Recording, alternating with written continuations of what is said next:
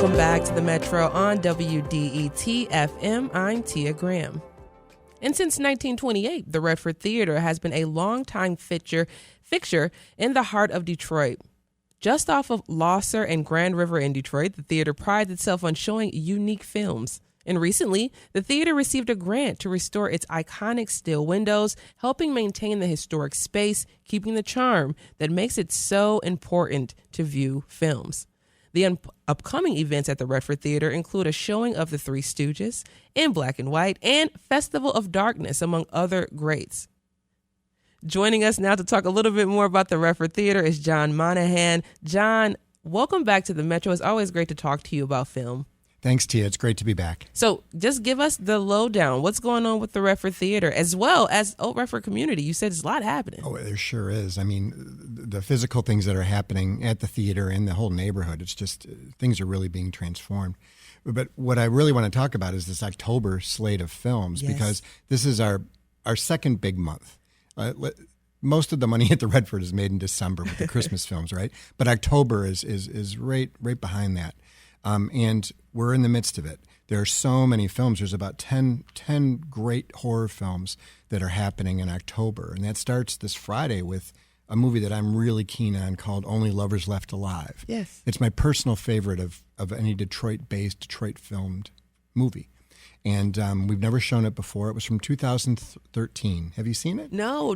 Oh, it's incredible. Okay. Yeah, it's got Tom Hiddleston and Tilda Swinton, and they play vampires that live in Detroit, in the neighborhoods of Detroit, around the ghosts of those old buildings, where there was, families lived at one time, and now they're living there, between there and Tangier. There's 2 locations in that film, but really cool location work. And to me, the best kind of using the city almost like a character. Again, it's my favorite Detroit-based film. I can't wait to see it now, especially because I love Tom Hiddleston. He's one of my favorite actors right now. So that's a great thing that we're going to get into. And one of the things I noticed as well in the lineup was Edward Scissorhands, which was, one of my favorites growing up. And I can't wait to share that experience with my nephew. So can you just talk about the generational connection just a little bit there of just being able to bring your whole family to see something great? Exactly. I mean, we want to have something for everybody for this holiday season, So we've got everything from Monster Squad, which is, a real popular film from 1992. A whole generation loves that, where, kids battle the universal monsters. Yes. And then Young Frankenstein, which we just cannot not show because it's just such a great film, and we show that in a 35 millimeter film print, and that can be good for families. A little, it's Mel Brooks, so and then we want to introduce new generations to the legacy of Sir Graves Ghastly, who is of course an iconic figure in Detroit. He had a horror movie TV show from 1967 to 1982. And this year is extra special because we've unearthed a really rare episode from 1975. The sons of Lawson Deming, the original Sir Graves Ghastly, have given us these tapes, and we've taken some time to transfer them. And this particular one has not been seen since 1975. Wow. And it's Sir Graves introducing a movie called Mark of the Vampire with Bela Lugosi. So we're going to show that in its entirety. We're going to run just like it's an old Saturday afternoon. We're showing that at 2 o'clock, which is around the time he showed all those years. And we got old TV commercials in there and the Sir Graves bits within the full feature film of Mark of the Vampire from 1935.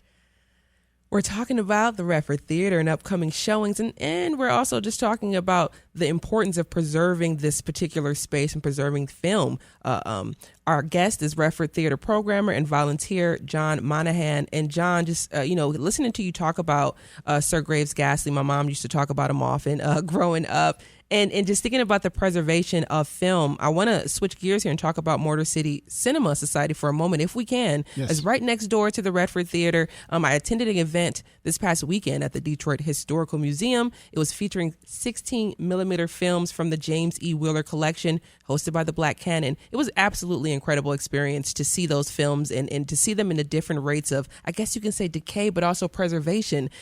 Please talk a little bit about that work and just the work of finding and making sure that these films are preserved in a way that we can actually still see them. Good. We should talk first about the Motor City Cinema Society, which is, like you mentioned, that small group that I'm involved with next to the Redford Theatre. It's a 50-seat space that shows movies on Monday nights, and we got a whole slate of Halloween films this month too. But the event you're talking about is sort of a side project. I work closely with an organization called the Black Cannon, which has an astounding number of 16-millimeter film prints that I want to share as much as possible. And we had that opportunity, of course, on the weekend. So what we showed was biographical films for the Portraits in Power exhibit. And we showed films related to Angela Davis, Muhammad Ali, and Jimi Hendrix and Toni Morrison. Yeah. And you talked about the decay. You know, some of them are really beautiful color, like the Jimmy at Berkeley footage that we showed. And then some like the Toni Morrison documentary, which was, I think, made for public television in the 70s. That's gone a little bit red.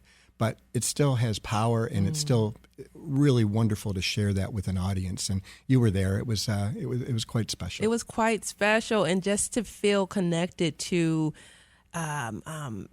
history in that way through the film was absolutely fantastic to experience, and to be surrounded by other people who are happy to be around that or to see that. But I do want to talk to you once again about, Motor City Society, Cinema Society, Nick, the work that you both do, and showcasing some of these films. Now, I know that you all are going to have the very special 50th anniversary of the 35 millimeter engagement of Stanley Kubrick's Barry Lyndon. Yes. That's happening at the Motor City Cinema Society, which is huge. Yes, that happens in November, and we're super excited to share that film.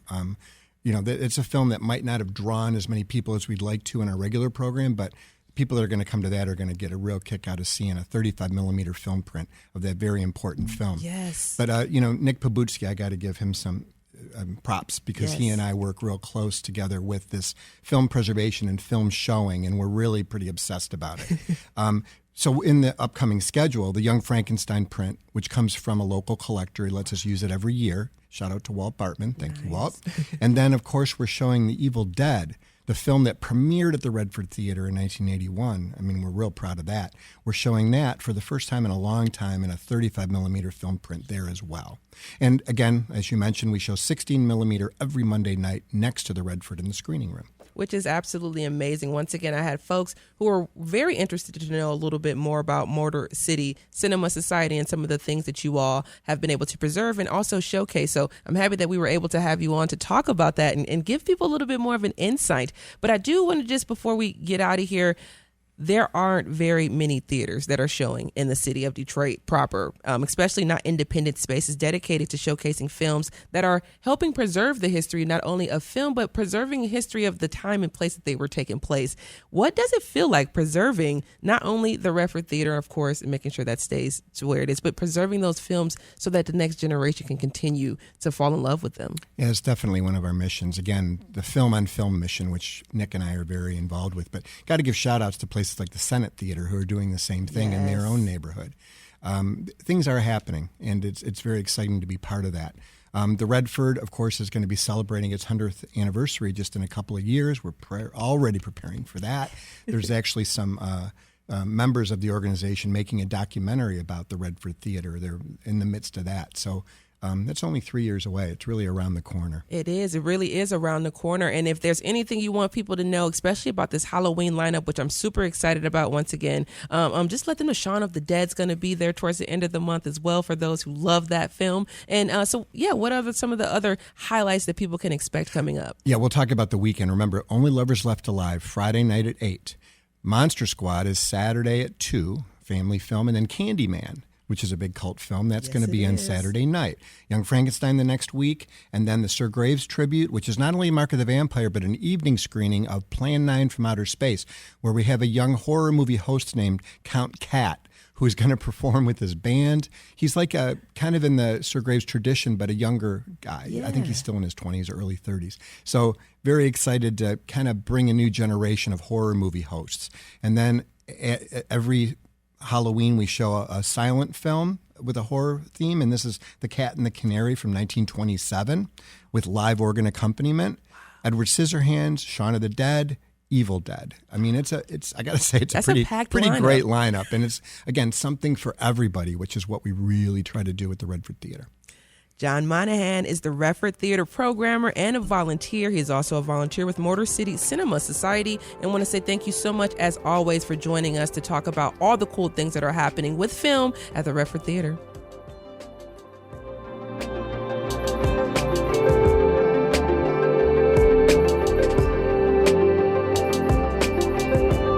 Coming up, invasive mushrooms are spreading in Michigan, threatening other wild native species. We'll hear about a new report on golden oyster mushrooms next. And yes, you can help stop the spread by finding and eating them. Stay right there. This is The Metro.